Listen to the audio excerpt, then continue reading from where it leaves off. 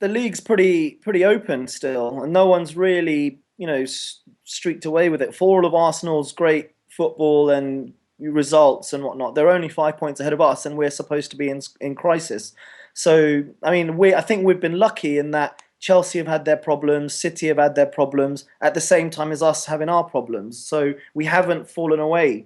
So yeah, we're still in it, but I think everyone's in it still.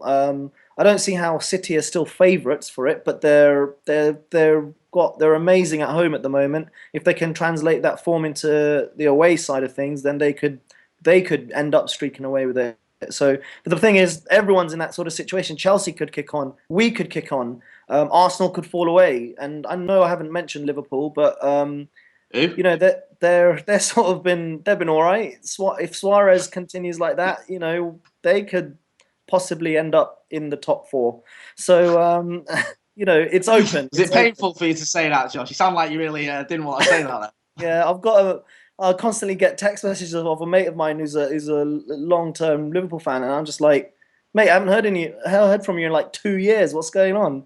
And suddenly getting text messages off him. Yeah, no, it's again. I don't think they've got the squad to do it, but they've certainly got Luis Suarez and Sturridge firing. And if they can carry on like that, again, they'll be in and around the mix. Hopefully, we kick on, and actually by January, we're right up there.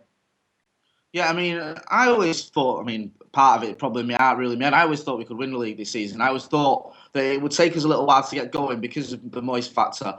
But I think the difference between sort of us and the rest of the teams, the Chelsea, City, all right, maybe not Arsenal because they've had a good run, but the Chelsea Cities, we seem now to be really improving. The last sort of 3 or 4 games, especially, it seems to be more like a Manchester United performances that you'd associate with Alex Ferguson. The Stoke game, the Fulham game, even in Europe, and then yesterday the Arsenal game, we seem to be getting back into our rhythm that we were in last season. Whereas teams like Chelsea, like City, have been very up and down.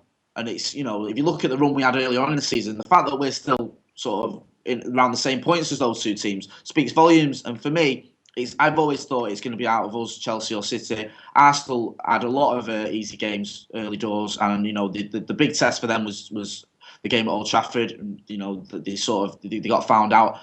Liverpool, I don't think they've got the quality to sustain a title race, and I think deep down they know that. And I think it's if they get top 4, they'll be happy with that, and I think that says a lot. And it's the same with Tottenham. I don't think you can really class them in the title race. So for us, for me, it's between ourselves, City, and Chelsea. At the moment, no one's playing that great, although we are improving. I think the thing with City is if you look at the quality they've got and some of the quality they've brought in, the fear is that if those players start performing as well as they can, especially the likes of, for me, Yaya Toure, who's probably, well, he is for me the best midfielder in the league. Players like Aguero's been on fire. Negredo seems to be having a great relationship, and then the likes of Company and Nastasic, if he can play well, then you do sort of fear that. Whereas with Chelsea, there's still a couple of question marks around some of their players. But, like I said before, 11 points, we won it by 11 points last season. We've not changed the squad that dramatically. If the players can sort of kick on from what they've been doing over the last few games, then there's no reason why we can't be right up there. No, yeah, I think like you said, last time we had this chat, it was a case of Moyes is starting to work out, the players he can rely on, the players he can bring into the side to do a job. We've not seen a lot of Ashley Young recently. Anderson's completely out of the picture. These are players that featured relatively heavily at the beginning of the season. So I think you're starting to see, he's starting to work out the sort of players that can come in, do the job and get us going. And it's been a bit more consistent. The performances are a bit better, much more solid at the back, which I think is key to any title-winning season, really. And if we can, and now Wayne Rooney and Robin van Persie seem to be clicking a bit better as well. If that comes together, and then suddenly, if out of somewhere, one of our wingers starts to produce, then we're laughing. I think we could kick on quite well and push on. I do, because I feel a bit sorry for Moyes, because you take over a squad that's, on paper you've got a Brazilian who's won 4 titles, whatever, in 6 years. You've got, you've got an England international winger. You've got, other players that have sort of won titles, and you think, well, I must be able to use these players. They must be good enough. And then you try him, and it doesn't work, and you must be scratching your head a little bit. And I think he's worked out that certain players are only good for certain games, mainly the Capital One Cup. If we're completely honest, so it is a learning curve, and I think he's learned with his substitutions as well. That was a big thing for him because he kept getting it wrong with his substitutions.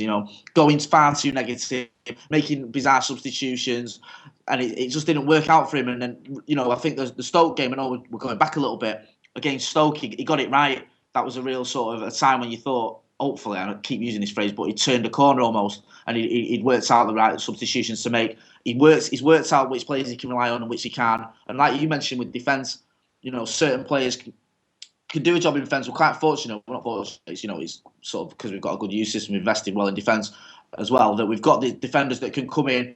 And he's learned that you can't play Rio Ferdinand for game after game after game in the league. That you can't do that. You can't play Rio and Vidic together week in, week out. So yeah, it is a learning curve. And the pleasing thing for me is he does seem to be learning. He isn't making the same mistakes over and over again. He's learning. I keep saying the word learning, but he's learning from them. And we're all the better for it. And if anything, now it's United the informed team. Yeah, I mean, I think it's reflected in his press conferences as well. At the beginning, there was a lot of oh, it's great to be here. Oh, I'm following, a master. It was all kind of like a kid, sort of in awe of everything. Now his press conferences are a bit more steely. He's giving a bit of, not cheek, but he's not taking crap from the journalists. It's a lot more. It's just a lot more you'd expect from a manager of a big club like United. So hopefully it's all coming together. I mean, everyone knows I'm not a huge fan of his, but now that he's here, we want him to do well. That's the idea. We don't want him to fall and then, yeah, I'm right. It's more a case of, look, come on, let's get on it now. Forget the fact that you're here and you're new to the job. You're now there. You're supposed to be leading this team. And he's starting to look like that. Even on the sidelines, his body language is he just seems less nervous now. Obviously, he is still learning. It's a big club. And yeah, there's anyone coming into a job would have had problems. But I think he's starting to turn, like, as you say, turn that corner. He's starting to look more comfortable in the job. Yeah, I mean, a lot of there was questions a few weeks ago, wasn't there, about, are the players playing for him? And I think that question's been well and truly answered yesterday after the shift that everyone put in. And also, if you look at other teams, other people sort of assume that United are a club in crisis. But if you look at the likes of City, the problems they've had with the goalkeeper. There's been problems with Chelsea with the likes of Mata and whoever not getting a look in, and sort of stuff going on with Torres, whatever. So there's all sorts of other problems going on at other clubs, and United are beginning to look a lot more settled. The main problems we've got are things like what's happening with Wilfred Zaha and things like that. So it's not like we're struggling and there's discontent now. Everything seems to have settled down a little bit. There seems to be less questions about Wayne Rooney and was Moyes the right man for the job, and even we even saw some silly questions about is Sir Alex going to come back a few weeks ago when the results weren't going too great, and he's done the right thing and sort of either maintained dignified silence or said that you've just got to get behind the manager. And I think a big thing as well is we saw it yesterday. We've seen it in the past. Is the crowd are getting behind Moyes. Doesn't matter what you're seeing on Twitter or social media. The fact is, at the game, home and away, the fans are well and truly behind David Moyes, and that's a big thing. And obviously, it filters through to the players. So I think in terms of the title contenders between United, Chelsea, and City, you could argue that United at the moment are looking the ones who have the least sort of problems, if you will. Yeah, I mean, looking at those three teams, we don't. As you say, the issues around the actual team and the squad, there's not really, it's all settling down now. The Rooney thing is sort of in the past. There is a question mark over whether he's going to sign a new contract or not. Again, people know my feelings on that. But yeah, it's not affecting the rest of the squad. It's not affecting the morale. Robin van Persie, yeah, he celebrated his goal yesterday. I like to see that. That was one thing I really like to see. None of this bollocks about respect for your former club. You came to the club to win trophies. You're scoring goals for us now. You banged one in. Yeah, it was against Arsenal. So what? Celebrate. Fuck it. You need to get that release of tension now. That's what it's about. And yeah, he did it. And it was great. I loved seeing that. Yeah, I mean, people were sort of saying, oh, well, Ronaldo doesn't celebrate and stuff, stupidness like this. The fact is, yesterday, the Arsenal fans were giving him dog's abuse. They were giving him abuse, and they were saying things. I'm not going to go into certain things, accusations that were made about him years ago. They were bringing that up, pretty horrible things to sort of chant to him. And then they expect him not to celebrate when he scores. The difference is when Ronaldo came to Old Trafford, the United fans, somewhat rather stupidly at times, were sort of chanting his name throughout the game, and giving him a lot of praise and getting behind him, and acknowledging the sort of what he'd done for the club. Arsenal has been the complete opposite. They give him stick at the Emirates last season. They give him stick at Old Trafford, and you know there was no great love lost there. So why shouldn't he celebrate his goal? He's playing for Manchester United. It's a big game. Obviously, everyone was banging on about it before the game, including a lot of the Arsenal players. I think it was Özil coming out with some silly comments about he was going to end our season. You know, which is ridiculous because A, it's November, and B, we're in 4 different trophies. So I don't know what on earth he was talking about there. But why shouldn't Van Persie celebrate a goal that means a lot, not just to him, but also to the club and to the team? And it does, you know, it does mean a lot in the title race. It's a big step for us. So I was amazed. I got in the car after the game and I turned on the radio. And there's this debate going on about should he or shouldn't he have celebrated. Of course he should celebrate. You know, you've got 76,000 fans, well, minus the Arsenal fans, chanting his name, getting behind him. You know, he's at home. He's paid a lot of money to play for Manchester United, and he's just scored a very important goal. Why on earth would he not celebrate that? Yeah, I mean, if Cristiano Ronaldo had celebrated against us, I wouldn't have been like bothered. You know, he's now a Real Madrid player. He's not a United player. Yeah, we respect what he did for the club. You know, and yeah, I loved him when he was at the club, and yeah, he is a United legend. But celebrate if you score a goal. That's the whole point of football. It's an emotional game. You're there to score goals. When you do that, a lot of tension comes out. The fans' tension, the manager. So why shouldn't he just let his out? You know, what's the point in just sort of cheers and then jogging back to the centre circle? A huge goal. It was our biggest game of the season so far, considering the results we've had. Yeah, I got no problem with that. I think the players that tend to not celebrate the former clubs are the ones that have the respect from the fans. I remember when the Argentinian striker, who people don't like to mention, when he used to play for us and he scored against West Ham, he didn't celebrate because the West Ham fans still loved him and still chanted his name because he'd saved them from relegation. We saw it with Ronaldo as well. We mentioned that. The fact United fans obviously gave him a lot of praise. I think when players get that respect from their fans, the previous fans, then it's something that prevents them from celebrating. But I think there's no reason why Van Persie shouldn't have celebrated.